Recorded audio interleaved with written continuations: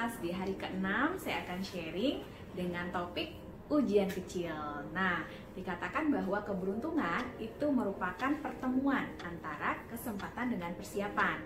Saya akan sharing cerita, yaitu ada seorang sales yang saat ini sudah sangat terkenal. Dulu pada saat dia berusia 18 tahun, dia pernah membuat janji temu dengan seorang klien. Nah, kita ketahui bersama ya, kalau misalnya buat janji temu itu bukanlah sesuatu yang mudah ya. Biasanya klien tersebut bilang dia sangat sibuk, tidak punya waktu, dan lain sebagainya ya. Biasanya dari 10 kali kita membuat janji temu, biasanya hanya satu yang berhasil kita temui. Siang ada seorang pengacara yang merupakan klien dari sales tersebut. Pengacara ini mau untuk bertemu dengan sales tersebut. Nah, pada suatu siang sales ini sangat bersemangat dan dia bergegas untuk pergi ke salah satu mall di tempat mereka janjian. Nah, pada saat di perjalanan, walaupun cuaca yang sangat terik sekali, tetapi dia bisa melihat bahwa lampu dari traffic light itu berbentuk hati, dan juga kemudian dia lihat sopir dari angkutan-angkutan itu tersenyum kepadanya ya. Jadi ini benar-benar true story teman-teman. Tapi pada saat dia sampai di parkir mall tersebut, nah dia ngecek handphonenya. Ternyata di handphonenya itu sudah berisi dengan belasan miss call dan juga satu SMS. Nah, SMS-nya berbunyi, "Maaf Pak, hari ini saya tidak bisa menemui Bapak karena ada acara mendadak." Ya, jadi seketika si sales ini sangat sedih ya, dan juga akhirnya dia memutuskan untuk pulang. Nah, di perjalanan pulang ya, benar-benar cuaca sangat hujan deras ya. Jadi banyak pengendara motor yang memutuskan untuk menepikan kendaraan dan juga berteduh. Tetapi dari sales tersebut dia tidak berteduh ya, dia melanjutkan perjalanan ya.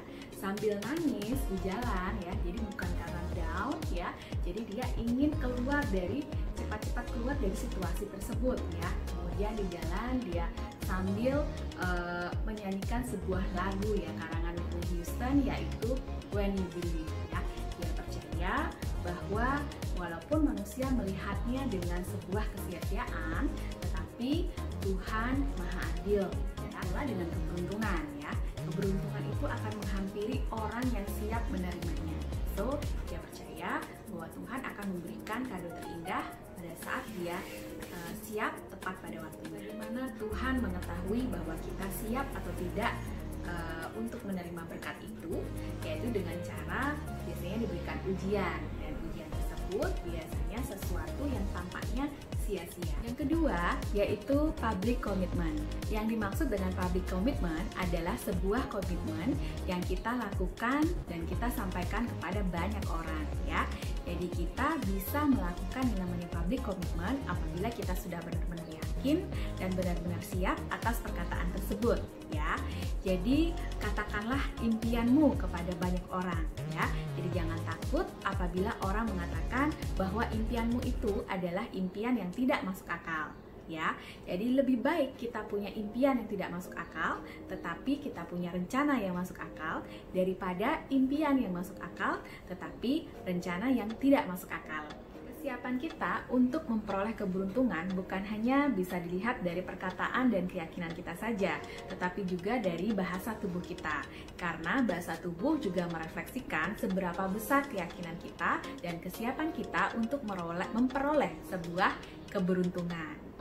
Ya, jadi bisa dipastikan bahwa tidak ada orang yang beruntung yang sering mengeluh. Biasanya kita sering mendengarkan orang yang suka mengeluh dengan menghela nafas ya. Biasanya menghela nafas adalah sebuah hal yang wajar ketika kita sedang capek atau sedang ada masalah.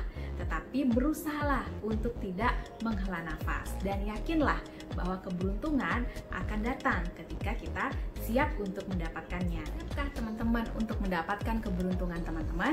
Bila siap, ubah gestur, ubah kata-kata, dan ayo kita lakukan.